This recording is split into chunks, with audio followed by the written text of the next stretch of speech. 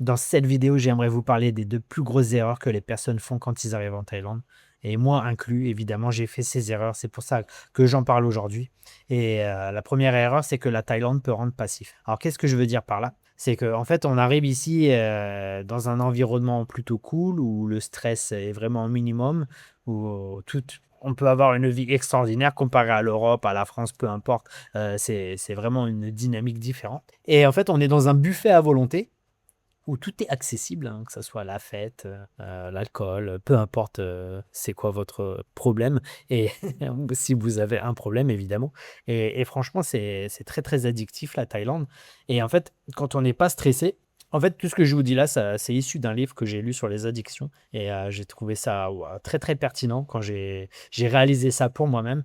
En fait, on est le plus malléable, notre cerveau est très malléable quand on est relax. C'est-à-dire, par exemple, c'est un peu ce qui se passe aujourd'hui avec les téléphones. C'est un exemple plutôt concret. C'est que on se dit: «Ah allez, on va se relaxer, on va se poser, on a fini la journée» et là, on commence à se mettre sur TikTok et on scrolle. Et là, on est relax. Ah et c'est exactement dans ces moments-là qu'on crée une addiction et après, c'est très, très, très dur d'en sortir et c'est le cas pour TikTok, pour YouTube, pour peu importe votre problème. Ça peut être, c'est: «Ah, le soir, j'aime bien me boire mon petit apéro tranquille». Au début, vous vous dites: «Je bois mon petit apéro pour me relaxer», mais après, c'est le contraire, ça devient: «C'est mon petit apéro qui me relaxe» et du coup, ça devient une dépendance et dire: «Ah bah, si j'ai pas mon apéro, je peux pas me relaxer». Vous voyez un peu ce que je veux dire? Et ça peut être n'importe quoi, hein, ça peut être, les paris, ça peut être la pornographie, ça peut être les cigarettes, en Thaïlande, on sait que c'est légalisé, du coup, c'est très, très facile de fumer des joints, à tout moment et je pense que, bah, c'est un réel problème, hein. J'ai vu ça vraiment, vraiment avec beaucoup de monde, hein. J'ai même vu des personnes qui avaient une vie plutôt très saine, des sportifs et tout et je les vois, quelques mois plus tard, ils sont devenus, assez ils ont pris du poids, ouais, ils sont très, très fatigués. Je fais: «Mais qu'est-ce qui s'est passé?» et je comprenais pas, en fait. Et après, quand j'ai lu ce livre, ça m'a fait réaliser ça, même pour moi, hein. Évidemment, je suis passé par là, j'ai eu beaucoup d'addictions, surtout avec l'alcool, au passage. Mais là, j'ai pas bu au fait, on est le combien aujourd'hui exactement? On est le 13 juillet. Du coup, dans 4 jours, le 17, ça fera 3 mois que j'ai pas bu d'alcool. Mais j'ai pas l'intention d'arrêter, hein, loin de là, hein. J'ai envie de en fait, j'ai envie de boire. Le seul truc, c'est que là, j'ai envie de perdre du poids. Je viens de rentrer de France où j'ai pris 12 ou 13 kilos. Alors j'essaie de les perdre. Je me suis pesé ce matin d'ailleurs, j'ai encore perdu 1 kilo. Je perds à peu près 1 kilo par semaine. Wouhou! C'est vraiment cool. Bon, moi, je suis pas là pour raconter ma vie, mais c'est pour vous dire qu'en fait, quand on est de toute façon, quand on est extrêmement stressé, c'est pas bon, mais quand on est extrêmement relax, en même temps, c'est pas bon aussi. Du coup, trouvez une passion, faites quelque chose, occupez-vous, mais ne restez pas dans le ou si quand vous voulez une manière de vous relaxer, cherchez une manière de vous relaxer qui peut être, ou quelque chose que vous pouvez abuser. Vous pouvez abuser du sport, vous pouvez abuser d'apprendre une langue, vous pouvez abuser de la lecture, ce genre de choses. C'est pas trop grave. Ouais, je bois du thé à la camomille. Bah, on peut en abuser, il y a pas de problème. Tous les soirs, non, là on est le matin, mon petit thé à la camomille, c'est très, très important. OK, vous voyez ce que je veux dire?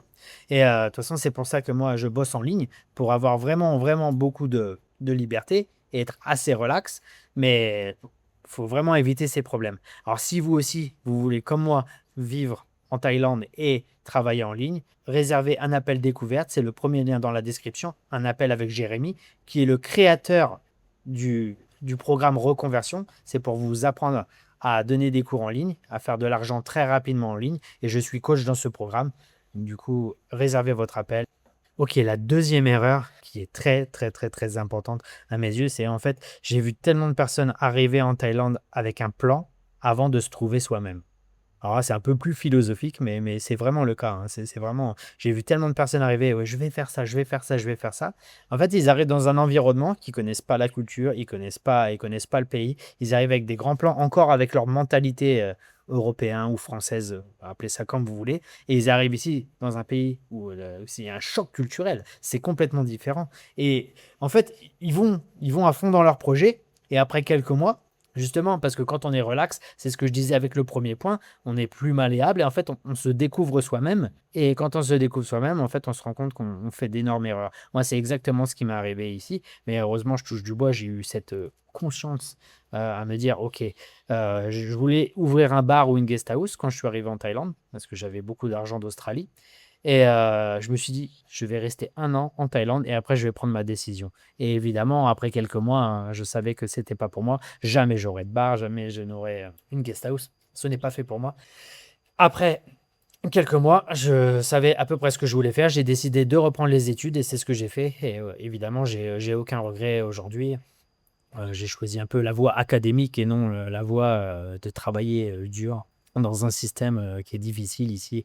Évidemment, tout est différent quand il y a 10 000 carrières qu'on peut faire ici, en fait, tout on est dans le possible. En Thaïlande, on est quand même un peu limité parce que les jobs qu'on peut faire vraiment en Thaïlande, et à part à Bangkok, si vraiment c'est quelque chose de spécialisé, mais sinon c'est être prof, ou ouvrir un business, ou travailler en ligne, hein. C'est vraiment limité à ça, quand on y pense. Alors, c'est à vous de choisir, mais une fois de plus, moi je conseille sincèrement, essayez de vous trouver vous-même avant d'avoir des plans, de vous faire des plans sur la comète. Ou si vous arrivez en Thaïlande, au moins prenez quelques mois pour vous, mais tombez pas dans le piège de la vie passive, comme j'ai dit juste avant. Et ça, j'en ai vu 10 000, hein. J'ai rencontré pas mal de personnes. Je peux donner un exemple. J'avais rencontré une personne, il est arrivé ici avec 30 000 euros.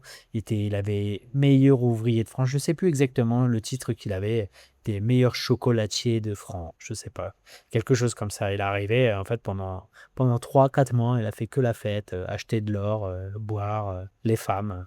Et en fait, son projet est tombé à l'eau. Il a dû repartir et travailler en France, tout simplement. Et je trouve ça tellement dommage, de tomber dans ce vice.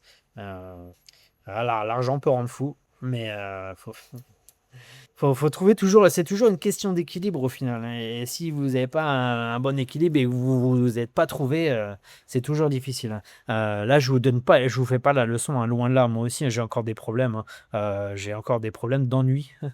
Et je suis en train de régler ça parce que des fois, je m'ennuie. En plus, là, ben, pour vous donner un peu de contexte, là, mon genou, là, et j'ai une blessure au genou.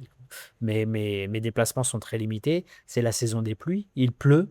J'ai quand même pas mal de boulot, mais moi, je suis pas genre bosser 12 heures par jour, c'est pas mon truc. C'est assez très bien organisé. Je me réveille le matin, je fais un bloc de boulot, je donne mes quelques cours et voilà, c'est bon.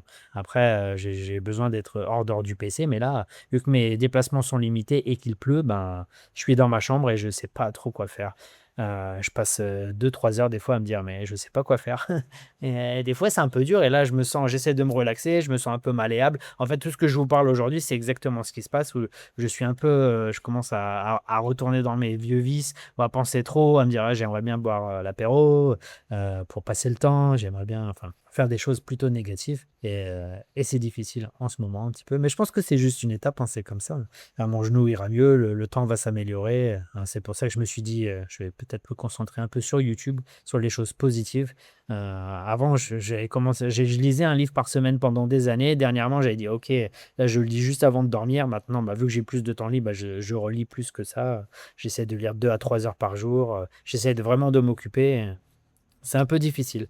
Euh, Même si j'ai une vie extraordinaire, là, d'être tout seul, d'avoir une blessure et que le temps n'est pas terrible, tous les vieux vices reviennent. Mais heureusement, j'ai pas mal de clarté parce que j'ai pas bu d'alcool depuis 3 mois. Et bah, je vois les choses arriver très très vite. Alors, ouais, pendant 2 jours, c'était un peu dur, mais maintenant, ça va. Je suis assez relax.